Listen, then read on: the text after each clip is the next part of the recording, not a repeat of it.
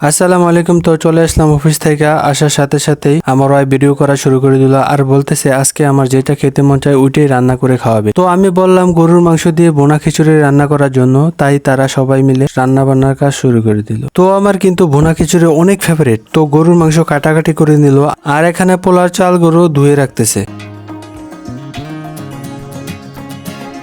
তো কড়াইতে তেল দিয়ে দিল আর আগে থেকে পেঁয়াজ কেটে রেখে দিয়েছিল। এখন পেঁয়াজগুলো ভালো করে ভেজে নেবে। ভেজে নেওয়ার পর এক এক করে সব মশলা দিয়ে দিবে।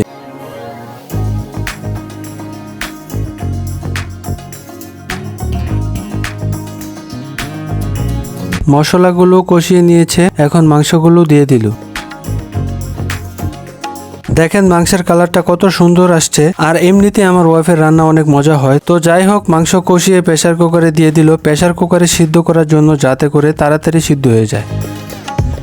এখন পোলার চালগুলো ঘি আর কাঁচামরিচ দিয়ে ভেজে নেবে। এখানে আর তেল ব্যবহার করেনি, ঘি দেওয়াতে বোনা খিচুড়ির স্মেলটা ভালো আসছিল। দেখেন প্রেসার কুকারের মাংসগুলো সিদ্ধ হয়ে গেছে, তার মধ্যে ভেজে রাখা চালগুলো দিয়ে দিতেছে। যারা ঝটফট রান্না করে খেতে চাচ্ছেন এই পদ্ধতিটা অবলম্বন করতে পারে। এভাবে প্রেসার কুকারের মাধ্যমে খুবই অল্প সময়ে রান্না করে ফেলেছে। এখানে পরিমাণ মতো পানি দিয়ে ঢাকনা লাগিয়ে দিয়ে দুটা শীষ আনলেই খিচুড়িটা রান্না হয়ে যাবে। তাহলে দেখেন প্রায় 1 ঘন্টার ভিতরে আমাদের খিচুড়িটা রান্না করা হয়ে গেছিল। দেখেন কালারটা কি সুন্দর আর পারফেক্ট ভাবে রান্না হয়েছে, আর স্মেলটা বলে বোঝানোর মতো না।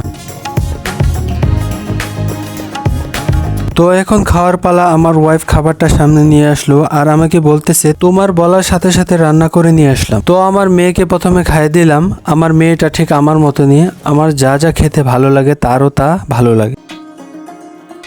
আমার ভিডিওগুলো যদি আপনাদের কাছে ভালো লাগে অবশ্যই লাইক কমেন্ট শেয়ার করে পাশে থাকবেন। আজকে এই পর্যন্তই। সবাই ভালো থাকবেন, সুস্থ থাকবেন। আল্লাহ হাফেজ।